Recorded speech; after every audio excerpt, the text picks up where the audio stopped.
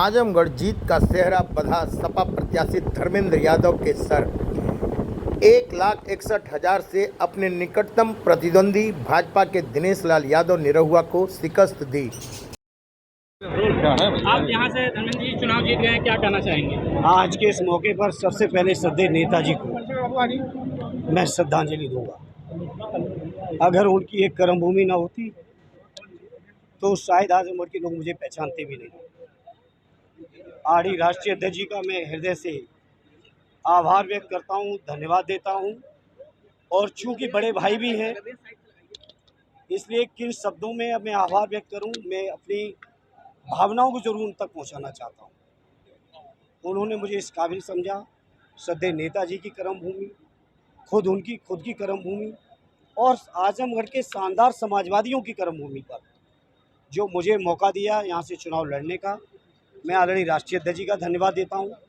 मैं आजमगढ़ के अपने समाजवादी पार्टी के सभी नेताओं का, सभी कार्यकर्ता साथियों का और आजमगढ़ के एक एक मतदाता का, जिन्होंने मुझे वोट दिया या नहीं भी दिया, मैं आजमगढ़ के हर व्यक्ति को नमन करता हूं और आभार व्यक्त करता हूं कि उन्होंने जो समर्थन दिया और आशीर्वाद दिया। और मैं उन सभी को यकीन दिलाता हूं जो श्रद्धेय नेताजी के जज्बात और भावनाएं रहे इस जिले से, आरडी राष्ट्रीय अध्यक्ष जी ने जो आगे बढ़ाए, उनको मैं अक्षरशः आगे बढ़ाने का पूरा प्रयास करूँगा।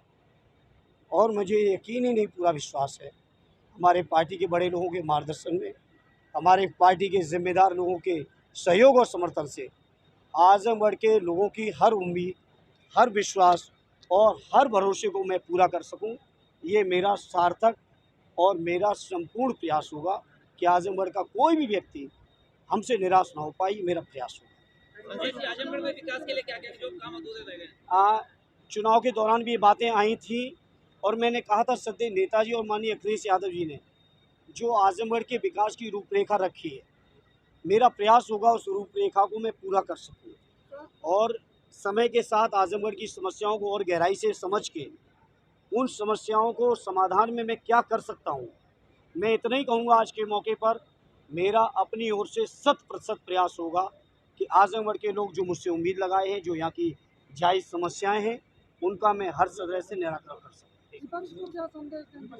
देखिए, इस समय जो मैं चुनाव जीता हूँ, मैं इस समय अपने पार्टी के नेताओं के बयानों को सुनना है, राष्ट्रीय अध्यक्ष जी के मार्गदर्शन को लेना है, उसके बाद इस पर चर्चा करेंगे।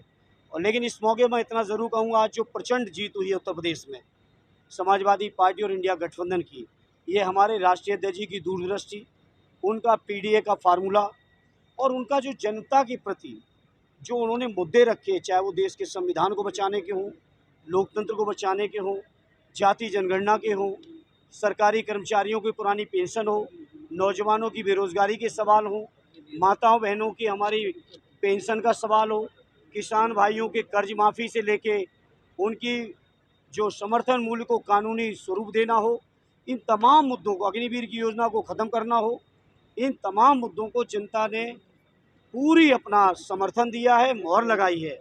और मैं उम्मीद करता हूं हमारे राष्ट्रीय अध्यक्ष जी जनता के बीच किए हुए सभी वादों को पूरा करके देंगे। सरकार बनाने के लिए आगे प्रयास किया जाएगा?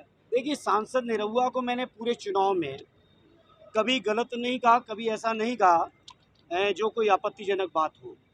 मैंने यही कहा कि वो एक कलाकार हैं, वो राजनीति की तमाम गंभीरताएं जो हैं, जो राजनीति के प्रति तमाम जिम्मेदारियां हैं, उनसे वो वाकिफ़ नहीं हैं और इसीलिए कई मौक़ों पे उनके गैर जिम्मेदारी बयान भी आए। हालांकि आज चुनाव का परिणाम आया, वो चुनाव हारे। मैं आज इस मौके पर कुछ नहीं कहूँगा, मैं उनसे यही कहूँगा कि पिछले उपचुनाव में जब मैं चुनाव हारा था, मैंने यही कहा था कि मैं चुनाव हारा हूँ, मैं हिम्मत नहीं हारा। और मैं हिम्मत नहीं हारा था और आज उसका परिणाम है। आजमगढ़ के लोगों ने, हमारे साथियों ने कई बार कहा कि इस हार को हम सूद सहित वापस करेंगे, तो इतना सूद सहित कर दिया है कि आज इस मौके पे उनके लिए कुछ नहीं कहूँगा।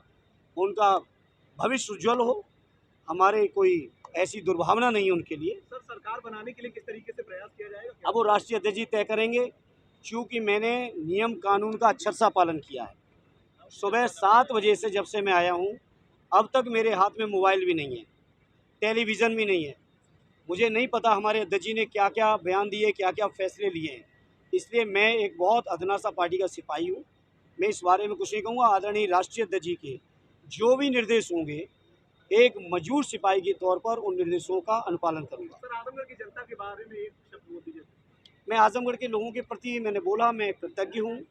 मेरे पास शब्द नहीं है कि मैं किन शब्दों में आभार व्यक्त करूँ, क्योंकि नेताजी ने रिश्ते बनाए, पीढ़ियों के रिश्ते हैं, जज्बाती रिश्ते हैं। लोगों ने बहुत मखौल भी उड़ाया कि आते नहीं हैं, जाते नहीं हैं, कि आजमगढ़ के लोगों के और हमारे परिवार के कितने गहरे रिश्ते हैं, कितने गहरे हैं, इसका एहसास लोगों को आज हो गया होगा। और मैं कहूँगा, जो नेताजी ने रिश्ते बनाए, माननीय अखिलेश जी ने जो आगे बढ़ाए, मैं प्रयास करूँगा। हालांकि मैं बहुत छोटा हूँ उम्र में, मैं कद में छोटा हूँ, उम्र में छोटा हूँ, लेकिन मैं कोशिश करूँगा उस गंभीरता को, उस भावनाओं का मैं अक्षरशः पालन कर सकूँ। ये मेरा प्रयास होगा। बहुत बहुत